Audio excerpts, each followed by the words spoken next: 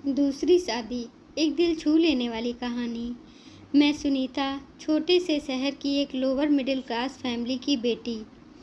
मेरे पिताजी ने मुश्किल से हम 3 बहनों को बड़ा किया है।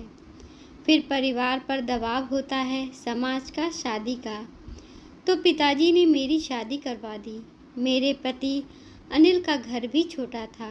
वो भी छोटी सी एक प्राइवेट नौकरी करते थे। वो ट्रक ड्राइवर थे।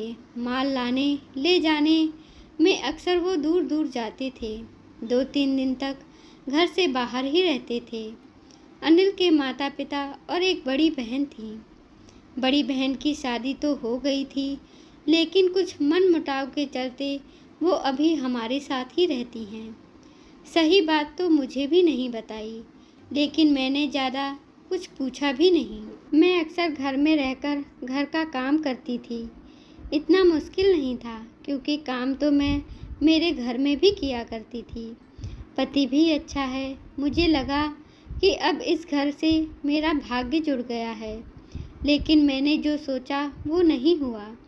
शादी के ठीक 6 महीने बाद ही मेरे पति का एक्सीडेंट हो गया।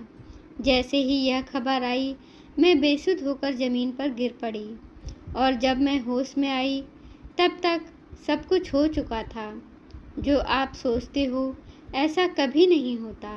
परिवार में एक ही बेटा, और वो भी चल बसा, तो सोचो उस परिवार का क्या हो रहा होगा। मैं अभी भी उस घर में थी, और जैसे कि होता है, ताने शुरू हो गए कि मैं इस घर के लिए शुभ नहीं रही। मेरी क्या हालत है मैं बता भी नहीं सकती हूँ। आंसू रुकने का नाम नहीं लेते। कुछ समय के बाद घर में खाने की समस्या होने लगी। उनके पिताजी की पेंशन से इतना नहीं हो पाता था, तो मुझे मेरे पीहर भेज दिया गया। मेरे माता पिता भी अब बहुत परेशान थे। एक बार मेरी शादी के बाद वो अब छोटी बहन की शादी के लिए रिश्ता ढूंढ रहे थे, लेकिन अब घर में वापस मेरी शादी की बात होने लगी, मेरी दूसरी शादी की। मेरे मन में सवाल कई आए कि क्यों अब मुझे शादी करनी है। क्या मैं अकेले नहीं रह सकती? आखिर क्यों मेरे माता पिता मेरी फिर से शादी कराने की बात कर रहे हैं? इतनी तो मैं काबिल हूँ कि अपना पेट भर सकती हूँ। यह बात मैंने मेरी माँ से की। वो बोली, बेटा, हम और तेरे पापा कितने दिन के हैं, हमें तुझ पर तो पूरा भरोसा है, पर बेटा दुनिया का क्या करें।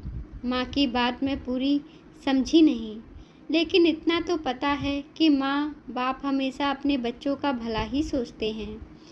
समाज में बात तो फैल ही गई थी, इसलिए कोई रिश्ता भी नहीं मिल रहा था। लेकिन फिर मम्मी ने बताया नवीन जी के बारे में। उनकी 7 साल की एक बच्ची है। उनकी पत्नी का भी स्वर्गवास हो गया है। उनकी एक दुकान है। घर में उनकी माताजी और एक बच्ची हैं। मम्मी मुझे बोली कि बेटा, तू अगर माने तो हम तेरी शादी फिर से इनसे करवा दें। मुझे पता चल गया था कि मम्मी पापा नहीं मानेंगे, इसलिए मैंने हामी भर दी। फिर एक बार मैंने शादी कर ली। जिंदगी की यह अजीब बात मैंने देखी है। जब आप बहुत कुछ सोच कर रखते हो तब वैसा नहीं होता, और जब कुछ नहीं सोचते तब अच्छा होता है। मैंने भी सोच लिया कि मेरी ज़िंदगी में खुशी नहीं आएगी। मैंने सोचा था कि मैं जहाँ जाऊँगी मुझे दुख ही मिलेगा। यह मानकर ही मैंने शादी की, लेकिन ऐसा नहीं हुआ।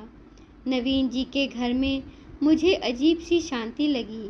बच्ची लतिका बड़ी प्यारी थी। जब से मैं आई तब से मुझसे चिपकी रहती है। सास का थोड़ा ख्याल रखना पड़ता है, बीमार रहती हैं। नवीन जी ने तो अभी तक शायद मेरा चेहरा भी ठीक से नहीं देखा। मैं समझती हूँ हम दोनों का एक ही दर्द है, इसलिए मैंने भी उन्हें कुछ नहीं कहा। सिर्फ घर का काम और बच्ची, यही मेरी ज़िंदगी हो गई है। समय में बड़ी ताकत होती है। समय सबसे बड़ा मरहम है।